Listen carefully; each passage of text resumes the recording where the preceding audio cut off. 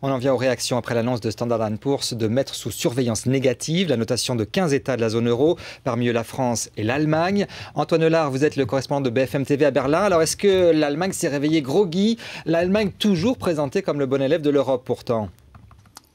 Oui, ici, c'est très clairement la douche froide. L'Allemagne se croyait à l'abri de toutes ces turbulences.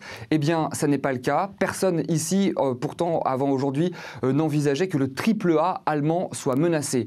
Pour autant, du côté du gouvernement, eh bien, on cherche à minimiser l'importance de cette menace de rétrogradation. Angela Merkel, qui parlait ce matin, explique qu'il faut poursuivre les réformes promises. Mais on sent bien qu'ici, il y a une certaine nervosité. D'ailleurs, plusieurs lieutenants d'Angela Merkel sont montés au créneau ce matin pour dénoncer une décision injuste, une décision, je cite, sans rapport avec la réalité. Alors que dit exactement Standard & Poor's concernant l'Allemagne? Eh bien que les plans de relance, les plans de sauvetage à répétition dans la zone euro ont coûté trop cher à l'Allemagne, que les milliards d'euros versés pour aider notamment la Grèce ont plombé les finances publiques et que du coup, à terme, eh bien Berlin pourrait avoir des difficultés à rembourser ses propres dettes. Cette analyse-là, cette analyse de Standard & Poor's, c'est une très mauvaise nouvelle pour la chancelière puisque cela va donner des arguments supplémentaires à tous les eurosceptiques qui sont nombreux en Allemagne, des eurosceptiques qui estiment que l'Allemagne ne doit pas payer pour les pays en difficulté.